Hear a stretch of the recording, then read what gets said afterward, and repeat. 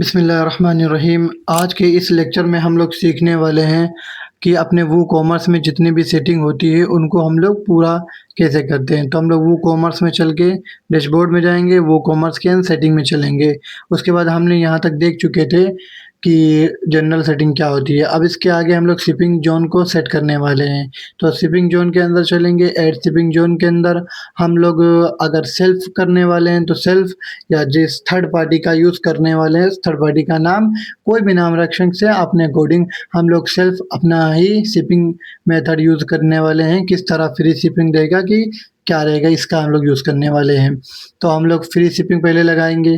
पहले हम लोग कहेंगे कि प्रोडक्ट फ्री शिपिंग होगा, यानी इस पर कोई चार्जेस नहीं लगेंगे। हम 2 तरह के कैटेगरी, और इसमें पूछ रहे हैं रिक्वायरमेंट, नो रिक्वायरमेंट। हम लोग इसलिए रिक्वायरमेंट बेसिकली ये होता है, जैसे मान लीजिए कुछ कंडीशन, टर्म एंड कंडीशन होती है। जैसे अगर यूज़र ₹399 के ऊपर बाय कर रहा है तो उस पर फ्री शिपिंग लगेगी। अगर 399 से या 398 का बाय कर रहा है तो उस पर फ्री शिपिंग नहीं लगेगी। ये होती है कुछ कंडीशन। बट हम लोग यहाँ पर कोई कंडीशन नहीं रखेंगे, कोई रिक्वायरमेंट नहीं होगी। आप इसके अंदर कि ₹1 के भी सामान बाय करते हैं तो आप फ्री शिपिंग का आनंद ले सकते हैं, यानी उसकी बेनिफिट आप उठा सकते हैं।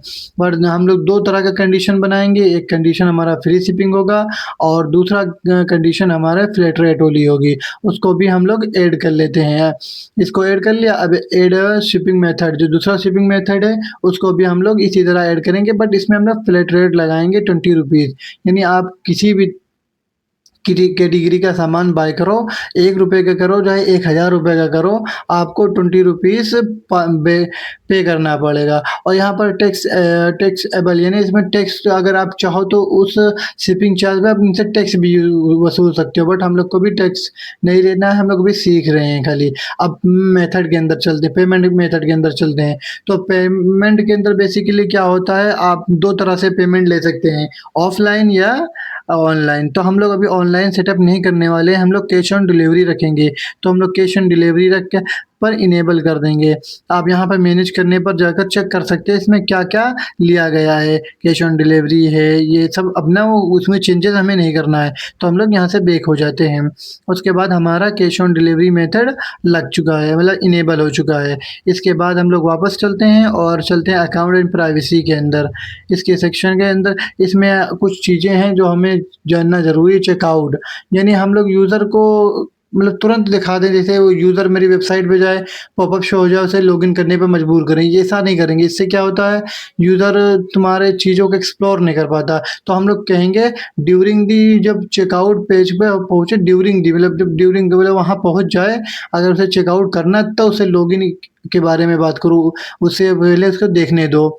तो उसके हम लोग इनेबल कर देंगे। फिर यहाँ पर आता है ड्यूरिंग द चेकआउट, अलाउ करना है कस्टमर को क्रिएट करने, जो अकाउंट कब क्रिएट, मतलब उसे तुरंत नहीं कहना कि अकाउंट अपना क्रिएट, को इंटर किया तो इससे क्या रिस्पॉन्सिव बहुत ख़राब जाता है, रिस्पॉन्सिव अच्छा नहीं आता है। तो हम लोग कहेंगे कि जब हमारा चेकआउट पेज पर क्लिक करेगा तो उससे कहो भाई अपना अकाउंट बना लो माई अकाउंट पेज पर जाकर। उसके बाद यहाँ पर अकाउंट अकाउंट के अंदर कुछ रिक्वायरमेंट होती है, उसको भाई जैसे है इसको छोड़ देते हैं। बाकी के आगे ये जहाँ पर ये पर्सनल डेटा रिट्रेशन है, इसको आगे फिक्स करेंगे। जैसे कुछ होती नहीं है कि पेंडिंग आएगा या कंप्लीट होगा तो क्या होगा, एक जैसे उन्हें फ्लिपकार्ट के अंदर कंडीशन होती है कि इतने दिन में रिटर्न पॉलिसी वाला है। अब हम लोग चलते हैं ईमेल, ये सबसे महत्वपूर्ण और इम्पोर्टेंट थिंग होता है, क्योंकि आप ईमेल अगर नहीं सेंड हो रहा है, मान लीजिए आप किसी ने यूज़र ने आपको नया ऑर्डर सेंड किया, आपके ईमेल पर नोटिफ़िकेशन ही नहीं आया, तो आप कहाँ तक पता खोल के बैठे रहोगे डैशबोर्ड? डैशबोर्ड हमेशा तो ओपन रहेगा नहीं आपका। तो ये ईमेल आना ज़रूरी है। यहाँ पर अपनी मैनेज पर जाकर अपनी ईमेल आईडी रिसीव, जिस पर आपको ईमेल रिसीव करना है, अपने कस्टम ईमेल आईडी है तो उसको भी डाल सकते हो, या पर्सनल अपनी जो है उसको भी डाल सकते हो। और यहाँ पर आप कैंसिलेशन, रिफंड एंड फेल पर सब पर आप सेट कर सकते हो। उसके नीचे आएँगे, हमारा स्टोर का हम लोगों का बना लेंगे, एक हमारा नाम जो है स्टोर का वो लिख देंगे, और किस ईमेल से आपको ईमेल आए तो उसका ईमेल वहाँ पर सेट कर देना। अब यहाँ पर तुम अब लोगो भी लगा सकते हो, अपना लोगो, मतलब तुम्हारा लोगो जब वो यूज़र अगर ऑर्डर करेगा तो उसको कंफर्मेशन मिल जाएगी कि आपका ऑर्डर कंफर्म हो गया है। तो वहाँ पर आपका जो टेम्पलेट जाएगा, वहाँ पर आपका लोगो लग के जाएगा। टेम्पलेट कैसे जाएगा नीचे दिखाते हैं, देखो इस तरह पूरा टेम्पलेट आपके यूज़र के पास रिसीव होगा जब वो ऑर्डर कन्फर्म कर देगा। इस तरह का कुछ रिसीव होगा उसे आपके यूज़र को जो आपसे बाय किया होगा। इसको सेव कर देते हैं, सेव एंड चेंजेस पे क्लिक करते हैं। इसके आगे हम लोग फिर देखते हैं कौन सा सेक्शन है, उसको भी एक्सप्लेन करते हैं। अगर यहाँ तक आप आ गए हैं, वीडियो पसंद आई तो भाई लाइक करना और कमेंट कमेंट में कुछ प्यारा सा कमेंट ज़रूर करना भाई। और उसके आगे साइड विजिबिलिटी, अभी हम लोग अंडर प्रोसेस में चल रहे हैं। जब हमारी वेबसाइट पूरी बन जाएगी तो हम लोग यूज़र के लिए अवेलेबल कर देंगे, यानी लाइव कर देंगे। फिर कोई भी पर्सन, पब्लिक पर्सन आकर वेबसाइट पर ऑर्डर कर सकता है।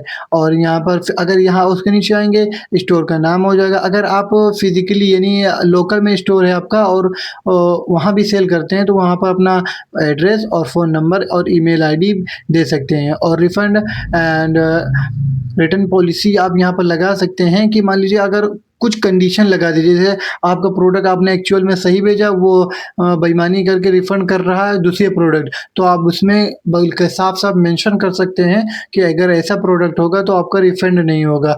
एडवांस के अंदर हम लोग कुछ चेंजेस नहीं करने वाले, क्योंकि ये हमारा रिडायरेक्ट करता है। इनबिल्ट पेज होता है जो हमें बताता है कौन से पेज पर तुमको जाना है। जैसे इसमें हम कुछ भी छेड़खानी नहीं करने वाले हैं। अभी के लिए हम लोग सिर्फ़ देख लेते हैं क्या होता है, बट हम लोग इसके अंदर कुछ भी ऐड ऑन नहीं करेंगे, क्योंकि ये सेटिंग पहले से ही इनबिल्ट होती है और सही भी है। इसको चेंज करने की रिक्वायरमेंट कोई भी नहीं होती है। इसमें हम लोग जैसे जो सेटिंग थी उसको हम लोग कर देते हैं। कार्ड 9 आई थिंक 91 थी, तो उसको हम लोग एज़ इट इज़ रख देते हैं। कुछ इसमें आईडी नंबर 9 थी, इसलिए हम लोग कुछ चेंजेस नहीं करने वाले हैं। इसके बाद आगे नीचे और भी बहुत कुछ है, ऑर्डर के बारे में रिक्वायरमेंट है, तो हम इसमें कुछ चेंजेस नहीं करने वाले हैं और सेव कर देंगे। तो आज की इस वीडियो में हमने देखा वूकॉमर्स की जितनी भी इम्पोर्टेंट सेटिंग थी हमने सब कर लिया। अब हम अगली वीडियो में देखेंगे प्रोडक्ट कैसे ऐड करते हैं, प्रोडक्ट कितने टाइप के प्रोडक्ट हम लोग ऐड कर सकते हैं, जैसे सिंपल प्रोडक्ट, वेरिएबल प्रोडक्ट और बहुत सारे प्रोडक्ट को हम ऐड कर सकते हैं।